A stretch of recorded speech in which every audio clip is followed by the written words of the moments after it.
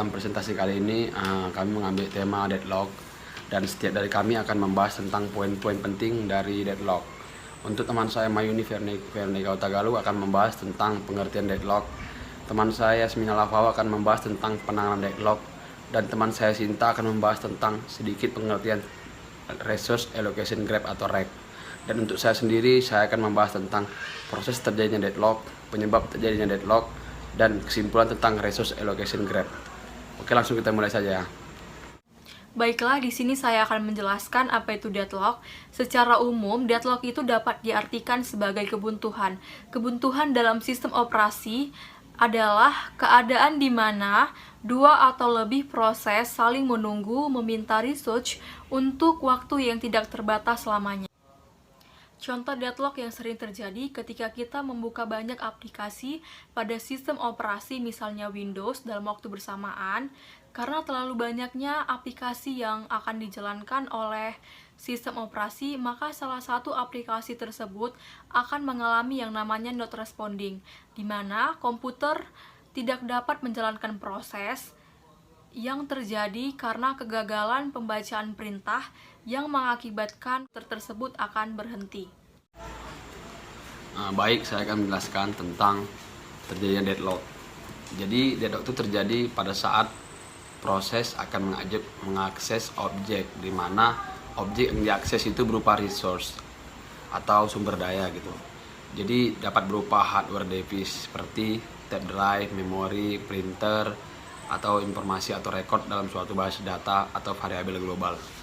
Jadi jenis resource itu ada dua, ada printable dan non printable. Printable ini itu jenis resource yang dapat diambil atau dilepas dari proses yang memakainya tanpa memberikan efek apapun pada proses tersebut. Sedangkan non printable itu resource yang terdapat diambil dari proses yang memakainya karena akan menimbulkan kegagalan komputasi, contohnya printer gitu. Itulah tentang terjadinya deadlock.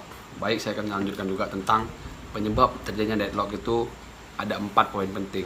Pertama itu mutual exclusion, di mana hanya ada satu proses yang boleh memakai sumber daya, dan proses lain yang ingin memakainya, sumber daya tersebut harus menunggu sampai sumber daya dilepaskan atau tidak ada proses lagi yang memakainya.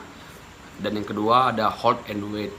Hold and wait itu ya proses yang sedang memakai sumber daya boleh meminta sumber daya lagi, maksudnya menunggu hingga benar-benar sumber daya yang diminta tidak dipakai oleh proses yang lain. Hal ini dapat menyebabkan kelaparan sumber daya, sebab dapat saja sebuah proses tidak mendapat sumber daya dalam waktu yang lama gitu. Yang kecil itu ada non preemption. Sumber daya pada sebuah proses tidak boleh diambil begitu saja oleh proses lainnya. Untuk mendapatkan sumber daya tersebut harus dilepaskan terlebih dahulu oleh proses yang memegangnya. Selain itu, seluruh proses menunggu dan mempersilahkan hanya proses yang memiliki sumber daya yang boleh berjalan. Yang keempat atau D, circular wait, kondisi seperti rantai, yaitu sebuah proses membutuhkan sumber daya yang dipegang oleh proses berikutnya. Jadi itulah tentang penyebab terjadinya deadlock.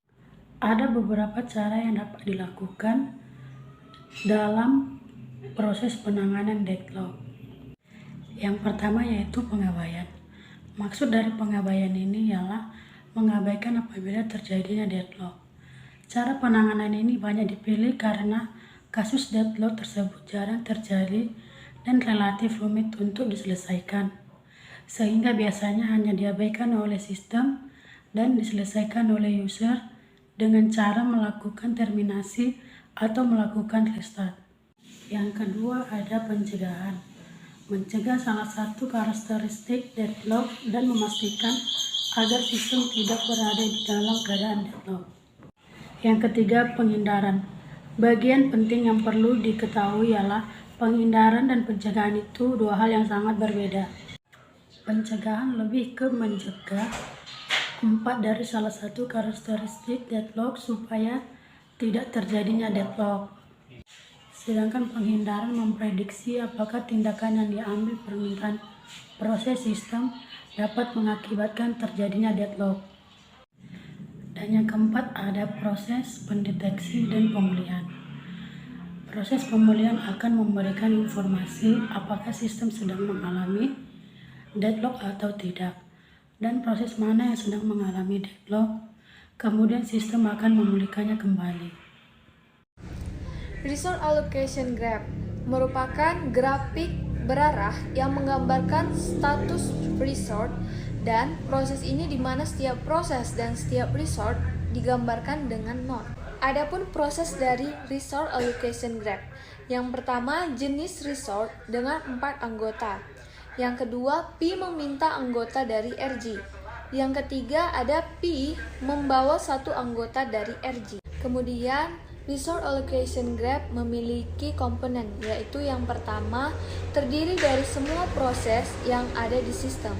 Yang kedua, untuk sumber dayanya, vertexnya digambarkan sebagai segi 4 dengan instan yang dapat dialokasikan serta nama sumber daya. Contoh resource allocation graph yang lebih kompleks lagi seperti ini, dia jadi ada permintaannya atau prosesnya ada 3, sedangkan sumber dayanya ada 4 gitu. Inilah dia contoh resource allocation graph. P1, P2, P3 itu proses, P1, R2, R3, R4 itu resource. Jadi dari penjelasan gambar ini bisa kita jelaskan seperti ini. P1 membawa satu anggota dari R2 dan menunggu anggota dari R1 yang dibawa oleh P2. P2 membawa anggota dari R1 dan membawa anggota dari R2 dan menunggu memakai atau mengambil anggota dari R3 karena R3 lagi dipakai oleh P3, sedangkan R4 tidak dipakai sumber dayanya gitu. Oke, sekian dari presentasi kelompok kami tentang deadlock 1. Lebih dan kurangnya kami mohon maaf. Terima kasih atas partisipasi teman-teman dalam mengikuti presentasi kami kali ini. Jika ada kesalahan, kami mohon maaf. Terima kasih.